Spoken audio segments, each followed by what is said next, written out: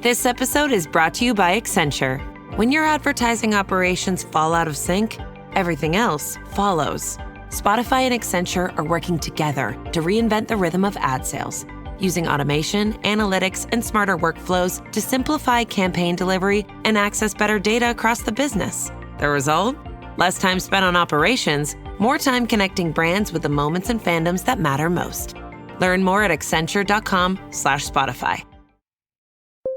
When you need to build up your team to handle the growing chaos at work, use Indeed Sponsored Jobs. It gives your job post the boost it needs to be seen and helps reach people with the right skills, certifications, and more. Spend less time searching and more time actually interviewing candidates who check all your boxes. Listeners of this show will get a $75 sponsored job credit at Indeed.com/podcast. That's Indeed.com/podcast. Terms and conditions apply. Need a hiring hero? This is a job for Indeed Sponsored Jobs. Welcome to Holocron History, Star Wars Canon versus Legend. Join us as we take a deep dive into the lore of the Star Wars universe. Hello, and welcome to the Holocron Histories podcast, where we take time to talk about Star Wars Canon versus Legends. One day, I will do this intro without having to think about what podcast I'm on. Yeah, that's fair. That is fair. Probably not. Anyway, we are here back from our patron chat from last week. I am one of your hosts, Austin, also known as Teacup, and I'm here with my co-host, Ben of Temeria.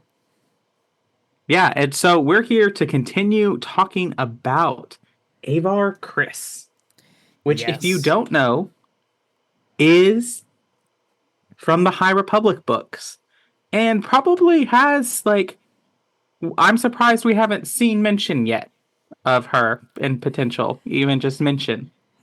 Yeah, that's the other thing. So, if anybody doesn't know, there's a little show called Star Wars The Acolyte, premiering now on Disney Plus, which is set in the High Republic era. Now, it is quite, I think, 60 to 80 years after the major events that are going on in the High Republic, but regardless, we haven't heard about any of the characters from the books besides Venestra, who appears in the show. That's it.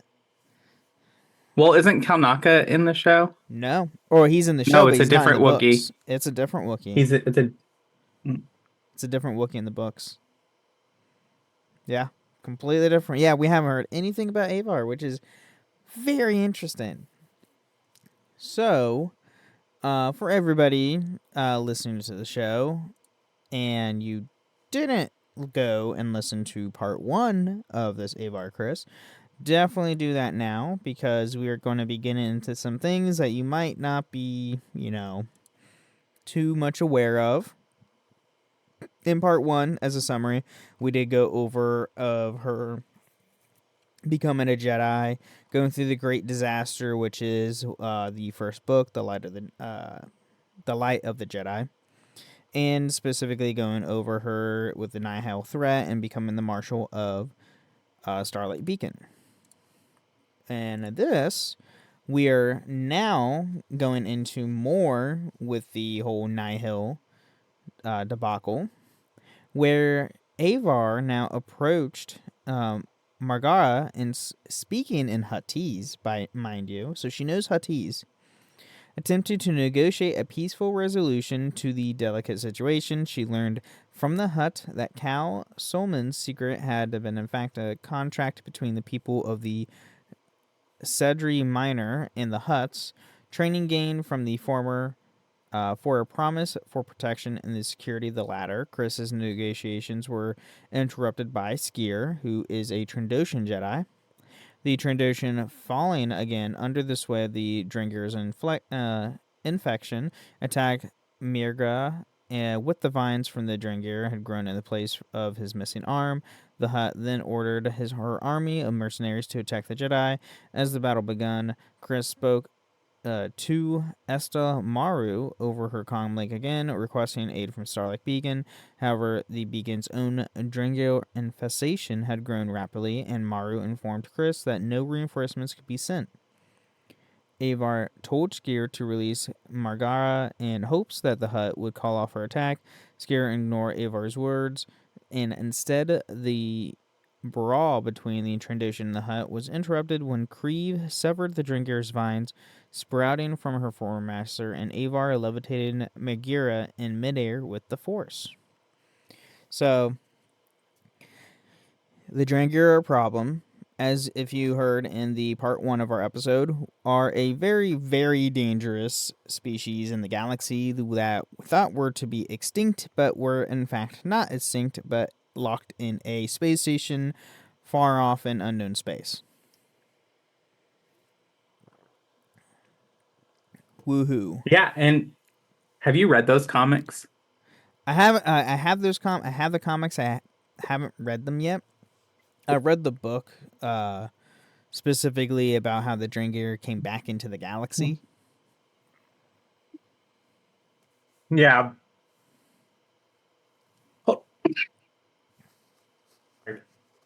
I think a good way to wrap your mind around the Drangir is think of the Flood from Halo. Yes, absolutely. Very similar species. Yes, instead of a organic, parasitic style of creature like in Halo, they're a plant-based organic. Very similar. Just one's more... Well, I mean, they're both gruesome in their own rights. I think, well... It's more like boil-looking. They explode. Right. I think the Flood are more... They're more like hive mind drones, where I feel like the Drangir have a little more individuality in each individual. Yeah, which I believe the Drangir still have like a hive mind situation, but they can be independent of one another compared to the to the Flood from Halo. It's all one hive mind that the Flood is like, yeah, kill everything in sight. So as Myra turned her attacks towards Kriss, the Jedi tried to reason with the Hutt again, warning her of the threat posed to both sides by the Drangir. To illustrate her point, Avar and Maru retransmit distress calls from Starlight Beacon to her own comreek. Avar let Myra hear the calls, pleading for help against the newly arisen Drangir from across the frontier.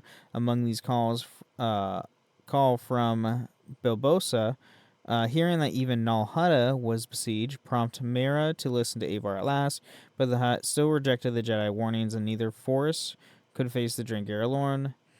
When Avar declared her intent to leave Syndrome Minor in the hands of the Hutts, as Mira had first demanded, and let them deal with the Drangir themselves, Myra finally relented the order of the troops to fight along the Jedi against the Drangir, who had emerged from their underground lair and it closed in around the settlement. As the battle between Myra and forces and the Jedi had raged. Avar and Myra had fought side by side until Kriv and Skier drove the Drangir across the galaxy to retreat, deceiving them through the Force, and Skier's link to their collective root mind into believing that their prey was rotten and could poison them if eaten. Yeah. You're muted. If you aren't aware, Skier is such a cool Jedi. Oh, absolutely. He's a Trandoshan Jedi.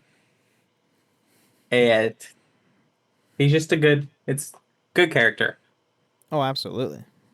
Probably one of the most gruesome parts in the first High Republic book that Disney brought on. And oh yeah, his arm gets severed by a ship piece from a space battle in his own vector.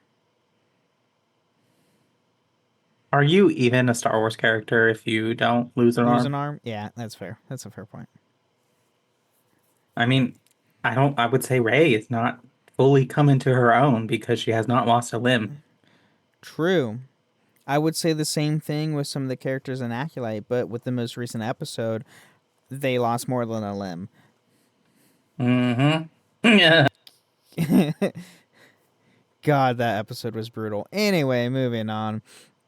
So, despite the reprieve won on Sindri Minor, the Dringer threat persisted after the retreat, and the Dringer eventually resumed their spread across the hundreds of planets on the galactic frontier. Marshal Kriss continued to lead the Jedi response to the threat. To the dismay of some Republic officials and even fellow Jedi, Avar also continued to work alongside Miraga against their common enemy. Months after the initial Dringer awakening, the Jedi and Hutt forces faced the Dringer on the Outer Rim planet Divac, seeking to protect the settlers from their ravenous plants. Avar, Trellick, and Sarit joined Maraga on the planet's surface. Kriss and one of the Bond twins, riding a pair of Maraga's Rancors into battle. While the Alliance did save some of the settlers, others were discovered already dead in their homes, ensnared by the Dringer vines and fully drained of nutrients. So this is also part of the comics, and I do remember seeing the cover of this one because the which one was it? One of the Bond twins, I think it's Trellick, riding the Rancor, is one of the covers for one of the comics, I believe. I could be wrong. Eventually, Avar and her companions found themselves being overwhelmed by the Dringer. Kriss's Rancor mount was pulled down from the creature and was executed by Maraga before it could be infected or fed upon by their enemies. Avar rebuked the Hutt for her callousness and reached out to Starlight Beacon, asking every Jedi on the station to be sent to reinforce the team on Divac. As the battle raged and the Jedi on the beacon prepared to go into Marshal's aid, Avar was shocked to sense Creve Trennis's force presence entangled with that of the Drengir. Communicating again with SR Maru on Starlight, Avar learned that Creve had been infested by the Drengir tendrils implanted in Master Skier. The young knight, seeking a way to save her former master from his own infection, had deactivated his stasis field on the beacon and had been attacked by the Dringer part of him.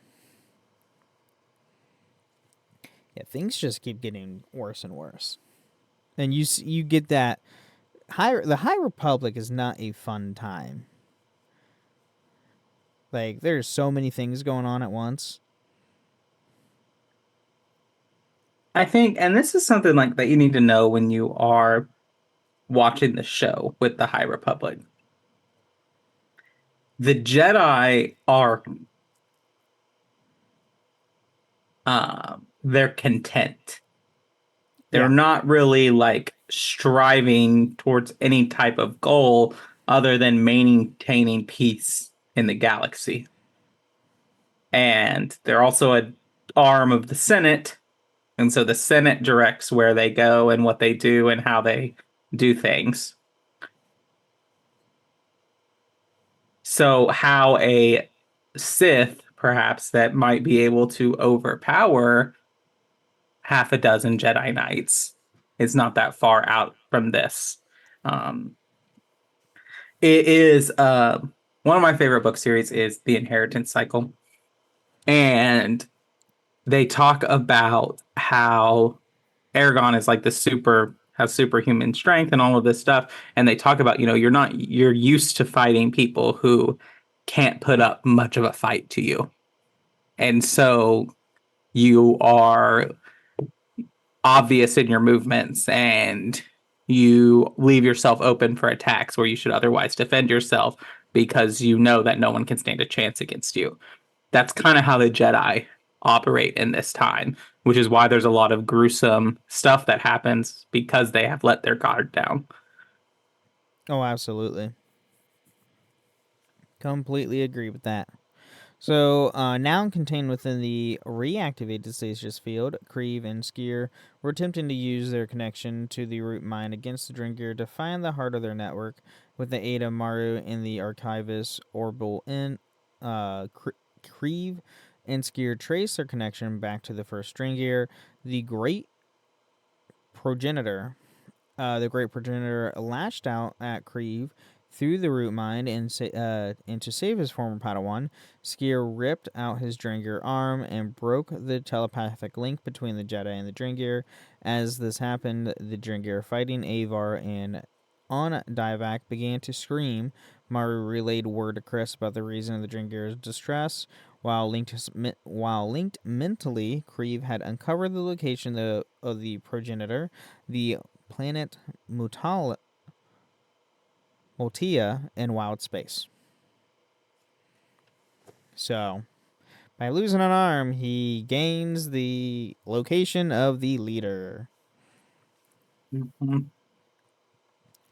So, in preparation for her response to the Drengir, Kriss asked Estel Maru to put out a call to all Jedi who be available to assist on Mulata. Maru explained that many of the Jedi who fit Avar's criteria were currently occupied with the Nihil in the preparations for the Republic Fair, in which Avar responded to the reminding him that the Drengir were dangerous and had to be dealt with to ensure the safety on the frontier. Makes sense. Avar, with the help of many other Jedi, including Cormac Bittis, Reath Silas, Skier, Trellick, and Surret, and many others, launched an assault on the Drengir root mind on Mulata. Before Kriv Trennis, newly acquainted with Orla Denny, could arrive to help with the others, Avar headed off to the forest to face the great progenitor. Kriv and Trellick went into the forest to help Kriss, but found her to be captured by the great progenitor. The two Jedi fought against the progenitor, who explained that she intended on using Master Kriss to lead the change across the galaxy to spread the Drengir, and with help of the Jedi, Trennis and the Trellick, after being caught in the vines of the great progenitor, explained that Avar Kriss brought all the Jedi together, and that when they were all together, they could do incredible things. It was then that the rest of the present Jedi used the Force to free Avar, Kriv, and Trellick from the progenitor's grasp. So, hooray for, conquering the galaxy and spreading your own kind all over the place. It's not like we haven't seen that before. Yeah. No. Never. With everyone free of the Drengir vines, Orbelin in the Bond twins, Trellick and Surret, began assaulting stasis field generators around the great progenitor, much to the dismay of Mariah the Hutt, who believed that they should just kill her. Avar ordered the Hutt cartel to lower their weapons, in which Mariah lashed out and attempted to kill the progenitor herself, but her plan was thwarted by Kriv Trennis. It was then that the Reath Silas activated the stasis field generators, trapping the great progenitor in the field. Orla Jareni stated that they would store the progenitor in the Borgin Vault on Starlight Beacon. Defeated, Mara, along with the rest of the Jedi, rest of the Hutt cartel, fled the planet, and thus ending the alliance between them and the Jedi. So there's one thing about this. Actually, let me read on a little bit more. Avar's comlink Linbush alerting her to the incoming transmission from Estamaru. She explained to him that the Jedi had defeated the Drengir and asked him to inform Stella and Geos of their success. Maru, not believing his own words, told Kriss that he actually calling her regarding the Republic Fair on Valo. He explained to Kriss that the Nihil had returned and successfully attacked and destroyed the fair. So before we go on and get into the fair, I will say, I kind of agree with the Hutt cartel. They should have just straight up killed the Drengir. Yeah. Yeah, let's keep a dangerous thing that can, freaking replicate itself and infect others on Starlight Beacon. Yeah, but if we're going to take it from the Jedi's perspective, they don't believe in eradicating any species. Yeah, it's true. Except the Sith. Well, even then, I would argue maybe not even then. Yeah. So, sometime after the attack of the Republic Fair, Avar Kriss met with several other Jedi who were currently on board Starlight Beacon. She informed them of a major victory against the Nihil. She then handed over To Stella and Geos, present only via Halu, who announced that the Nihil were being defeated on several different fronts on multiple skirmishes, and they were now on the run. Estelmaru then pitched in, explaining that the Jedi had identified Lorna D as to be the eye of the Nihil, who had recently died during the Battle of Galvo, although both points were unknowingly incorrect. So that is true. Spoiler alert for the High Republic. Mm-hmm. Lorna D is definitely not the eye of the Nihil and is definitely not dead. So, Avar asked both. What? I said no, they are not dead. Oh, no, God, no. Avar asked about the rumors that Lorna had been replaced as the Eye, to which Stellan replied with multiple possible candidates, a Taupini, that being Zetar, and another unknown individual who had been identified in a garbled transmission. Stellan then said that they didn't have any evidence to support that the idea that D had in fact been replaced.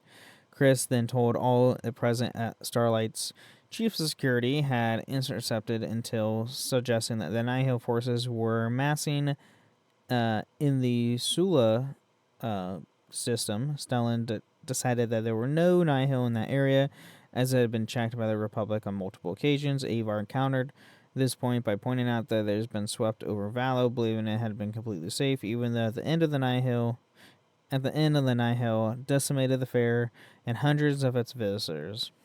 She then asked to send a team to Zalo to follow up the intelligence, but Stellan ordered her to stand down. It was then that Creve Trinus came to Avar's side, telling Geos that she believed in the swift, decisive offensive against the Nihil and the most suitable course of action, but Stellan stood his ground and denied the request right before leaving. Yeah, things get intense in the High Republic, too. Not just action-wise, word-wise as well. So not long later, Kriss devised a plan to infiltrate the Nihil. Her plan consisted of two Jedi, Creve and Trellick, going undercover, pretending to be Nihil, who had been under attack from the Axatria. When the plan was set into motion, or Jelani aboard her ship, the Lightseeker, reported in at Starlight, informing them that her sweep of the solar system came back with no Nihil activity to report. Just then, a Nihil storm ship, the Ransacker, jumped out of the hyperspace with Trinus and Trellick aboard. The two ships then engaged in a staged dogfight. The storm ship damaged one of the Lightseeker's engines, rendering it unable to move effectively. Orla sent a stage dress call to Avar, who was currently in hyperspace aboard the Atraxula. The ship arrived in real space, ordering the storm ship to stand down and surrender, in which Kree responded to be sending her own dress call to the Nihil. The Atria sent out vectors led by Skier to engage the Nihil ship. Avar questioned whether or not it was a good idea for Skier to be leading the drift, as he was still recovering from multiple traumatic experiences, but Skier decided that he needed to make amends for his past mistakes. It was then that, Nora Baka informed Kriss of the incoming Nihil craft, who responded to Creve's distress call. To fully gain the trust of the Nihil, Creve shot down the Vector, which was being remotely controlled from on board the Actria. To make it seem like it was two Jedi truly were Nihil and nothing more, a larger Nihil craft then locked mag clamps onto the Ransacker before jumping back into hyperspace with Creve and Trellick. Yeah. Things get intense. Yeah. I'm trying to think, where am I at? I just lost. Oh, here we go. So Creve and Trellick were successfully brought to Axis, a Nihil war cloud forge, where they were greeted by Zetar and were asked that what Tempest they belonged to, claimed to be remnants of Pan Eda's. Zetar, not fully convinced, ordered Creve and Trellick to kill Myra the Hutt, who had recently been captured by the Nihil. Oh boy. On board the Atraxia, Sira informed the rest of the Jedi of Trellick and Kreev's progress on using the Bond twin connection. Sira told Avar that Trellick was worried that was Kreeve was playing a dangerous game, one that had something to do with Migra. Avar asked Sira if Migra was involved with the Nihil, to which they replied by saying that they weren't entirely sure as of yet. Kriss told Noran to follow the coordinates provided them by Sira, to which he complied.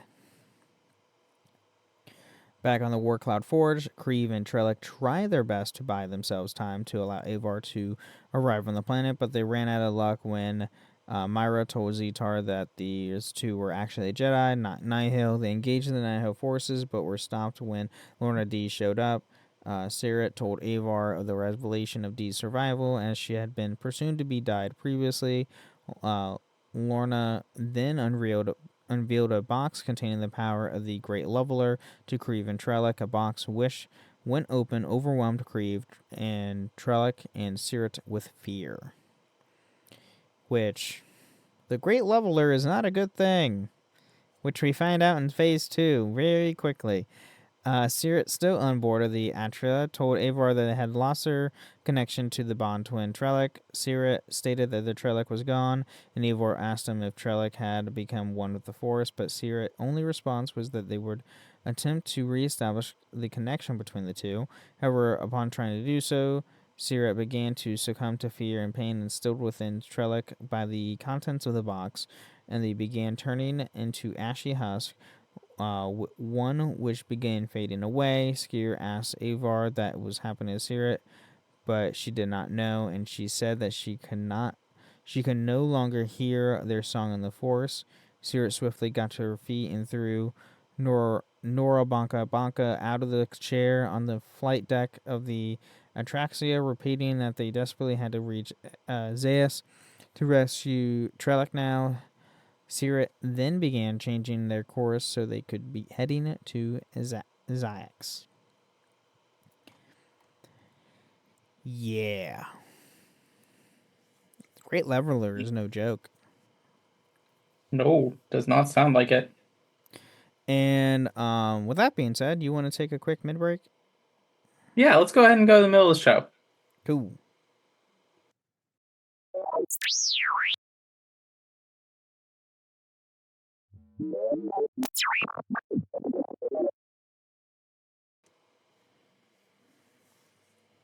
All right, welcome to the middle of the show where we talk about all things going on with the podcast.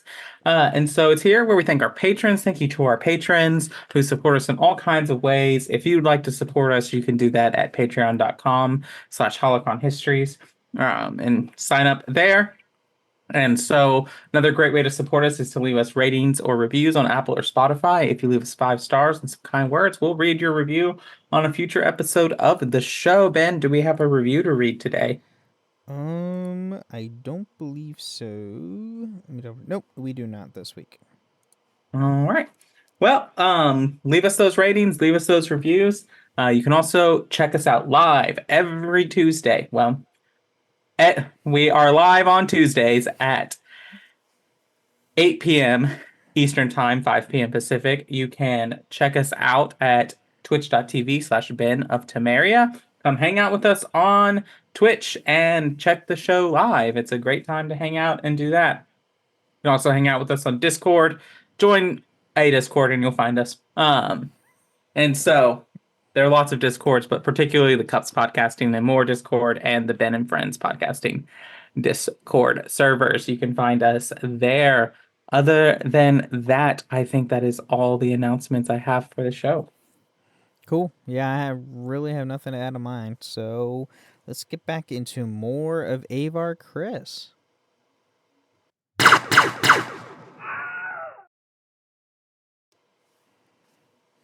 All right, we are back, and now, upon arriving at Axis, Sira placed themselves into the hibernation trance, slowing their bodily functions and placing themselves on the edge of life and death. Avar tried to reach out with the forest to see if she could sense them, but ended up realizing Sirit was neither dead or alive, but instead they were simply missing. Yeah. As the Axia descended into the atmosphere, Axis Nihil ships began to open fire upon it. In response, Kriss and Skier headed to the hangar to board some vectors to deal with the opposition directly, while Norin and Galderos stayed aboard the Atraxia as a pair of the made. As the pair quickly made their way to their ships, Avar once again asked Skier if he was in the right condition to fly out into a war zone, but instead of answering her, he told her nothing would stop him from rescuing Kriv from the Nihil. But yeah, that makes sense. The two flew out of the air when Norin informed that Avar had the position of the Warcloud Forge. The Atraxia provided cover of the Vectors as they made their way to the forge, hoping to rescue the other Jedi. As they reached the Warcloud Forge, Skier saw the ransacker on the landing pad beneath them, which told him that they were in the right place, but Avar still couldn't sense either of them. Multiple other Nihil ships flew up to meet the Jedi, but Skier blew one up, much of Avar's discouragement, before jumping out of his vector mid-flight and crashing it into the ground. Skier single-handedly took on a large group of Nihil, while Avar desperately looked for a place to land her vector to get down there to assist him. Yeah, Skier just went head in first and didn't care about anything else. There's other ships. We can steal other ships. That's all that matters. That's going through his head. So Lorna, after spotting Skier cutting down the Nihil, encouraged Zetar to get away from the Jedi, as she knew firsthand that Skier could be ruthless. When Zetar refused that he tried to take Skier on himself, Lorna left him behind and ensured that Dr. Alderson had safely taken the leveler away from the Jedi forces. He told Dee that everyone was ready to depart the planet and that they were just waiting on her. Zetar quickly realized that Lorna had been right, and Skier instantly beat him in combat and was demanding that he tell him where he did with Kriv. It was at this moment when Kriv located Skier and stumbled to his side, still shaken up by Lorna's box. She quickly informed Skier about Trellick's worsening condition, and Avar believed that Trellick may not be able to be saved. Avar then spotted a larger Nihil ship taking off. The ship that had Lorna Dee aboard, Avar, powered by the Force and her own sheer will, attempted to use the Force to drag Lorna's ship back to the ground, refusing to let her slip through her fingers of the Jedi and the Republic once again. Kriss was struggling to make the ship budge, and so called for Skier and Kriv to help her. Skier told Avar that Kriv wasn't in a suitable condition to use the Force, especially for something on as momentous as this, but Avar insisted that the Force would provide. Avar summoned all of her might, all of her willpower to bring Lorna back down, but eventually the ship got free of Avar's grip and escaped the atmosphere. Yeah, Avar's no Darth Vader. No, she is not. Because Vader did that with ease. Anyway, not willing to give up that easily, Kriss contacted the Atraxia and told those aboard that they had tracked the fleeing ship so they could figure out where Lorna was escaping to. Skier argued against her, telling her that they had to return Kriv, Trellick, and Sirit to the Starlight Beacon as soon as they could attempt to treat their injuries. This resulted in Avar lashing out at the Trandoshan, telling him that he was in no position whatsoever to advise her on what to do, as he ignored her earlier instructions and killed many Nihil against her command. Kriss told him that his actions were not worthy of a Jedi and demanded that he give over his lightsaber. Skier hesitantly complied, and Avar stated that he is now relieve all his Jedi duties, pending the judgment of the Council on Coruscant. Avar is that's rough. That's harsh. That is harsh. But I mean, I kind of get her perspective with him. I do too. I mean, they did the exact same thing to the Exile in KOTOR 2. Yes, they did. And you do have to watch yourselves a little bit because Jedi are immensely powerful, and when they fall, it's dangerous for everyone. Oh, absolutely.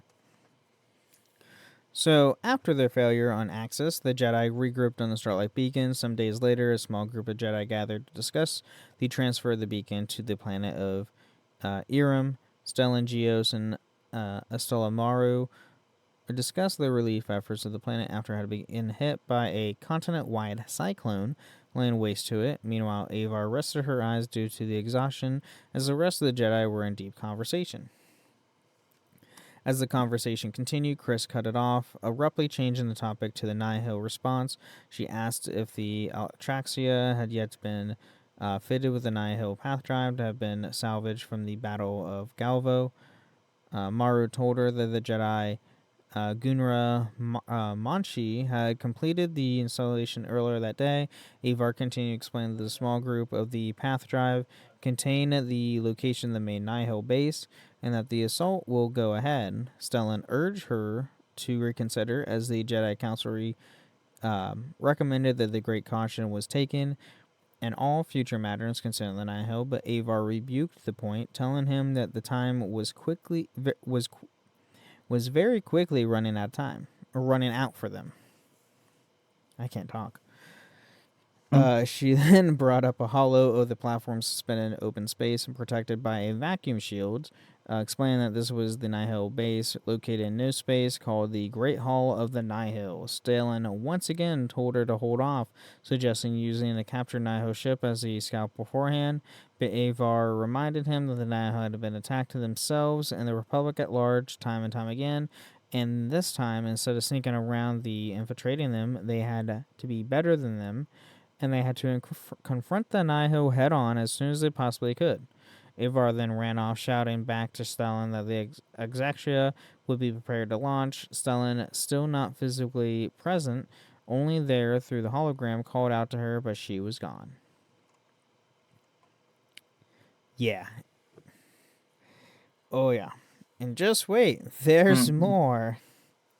Not long later, Estamaru asked Creve Trennis to watch over Avar Kriss, as he feared that Avar was allowing her feelings and personal vendettas cloud her judgment, as she wasn't taking advice or even considering it from anyone other than herself.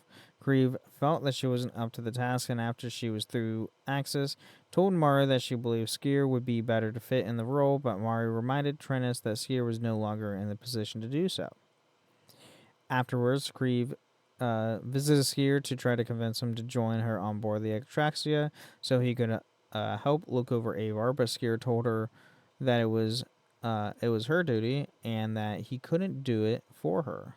In the hangar bay of the Starlight Beacon, Avar Kriss, Nora Bakabaraka, Monchi, and multiple other Jedi stood on the flight deck of the Atraxia, awaiting for the clearance to launch by Maru, which came after a short time of waiting. Just as the transmission came through, Creve Trennis arrived aboard. Avar voiced her concern to Creve that the younger Jedi may not be ready for another confrontation with the Nihil after what happened on Axis.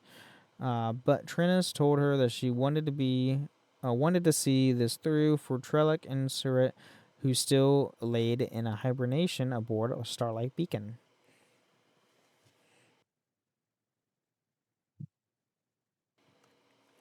It was then that Skier appeared behind them, saying that it was that as the council were yet to decide his fate, he was still a Jedi, and that he would serve for himself and for the Bond twins. Avar was skeptical of Skier's condition, but after some persuading from Creve, she gave in and allowed Skier to accompany them to New Space. Kriss ordered everyone to get into their stations, and Maru wished them well. As they departed Starlight's hangar bay, Kriss counted down to 4 Manchis to activate the path drive, which led them directly into No Space. And when she gave her mark, they disappeared from real space and jumped into the unknown.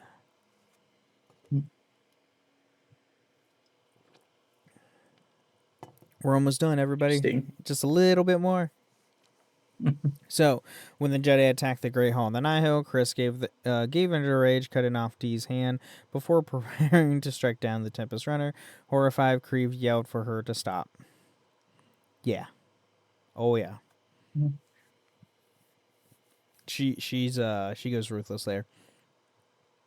Following the destruction of Starlight Beacon, spoiler alert, along with the man, watched a hologram of Jedi High Council speaking before other Jedi as they implemented the Guardian protocols, which recalled all Jedi back to Coruscant Temple.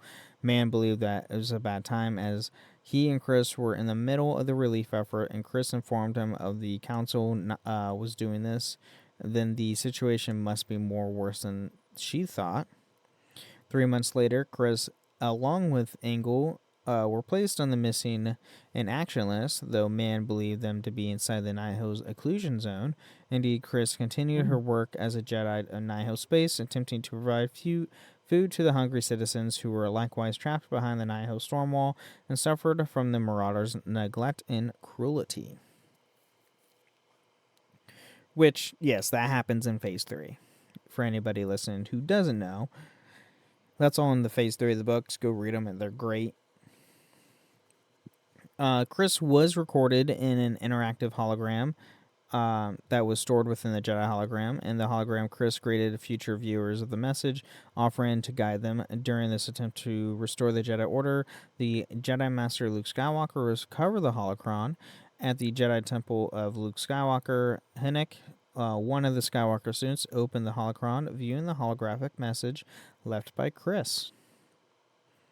Which is really cool to know that they tied that whole High Republic into the Luke's like Jedi Order. Yeah, that's in his little comics. Mm-hmm. Right. That are like set after Return of the Jedi. Yeah.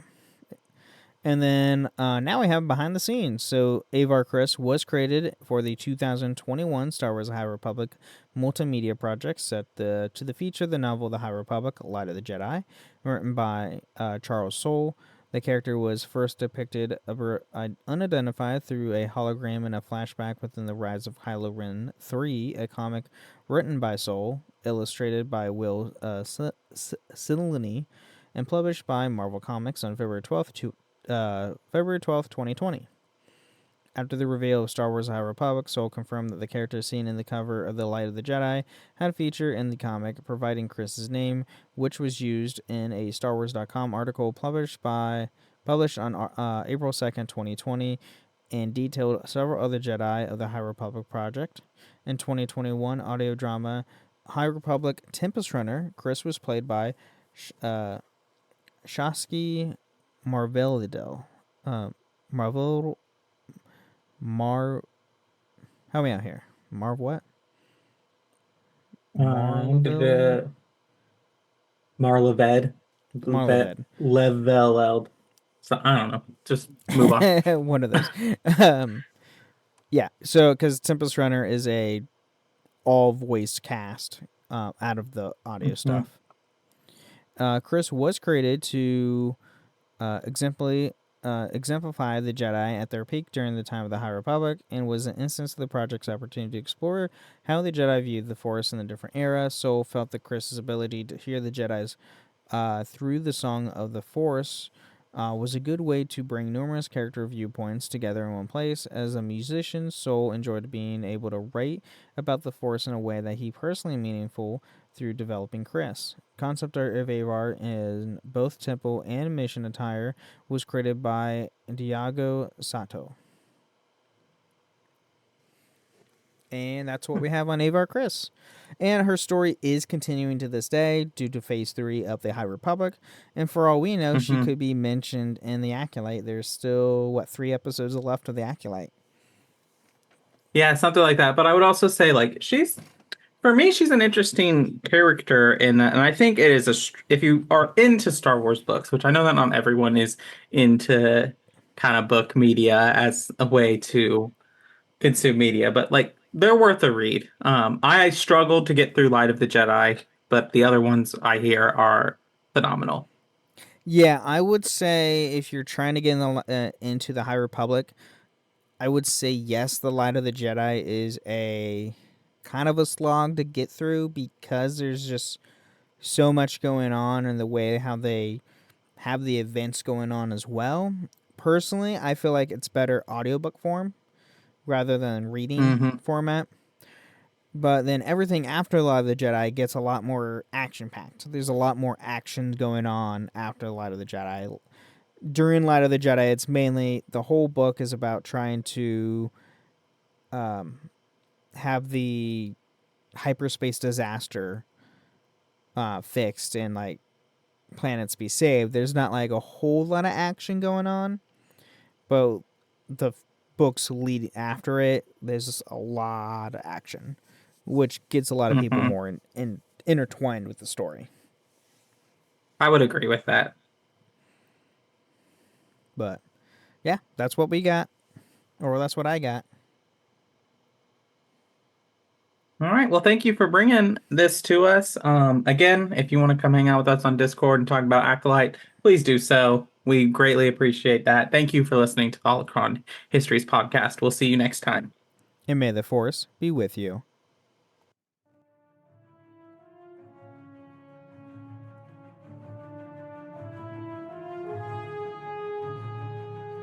Thank you for listening to Holocron Histories, Star Wars Canon vs. Legends. You can find us on the Robots Radio Discord at robotsradio.net, the Ben and Friends Podcasting Discord, and even at the Cups Podcast and More Discord. You can find us on Twitter at SWHoloHistories, and even email us at holocronhistories@gmail.com.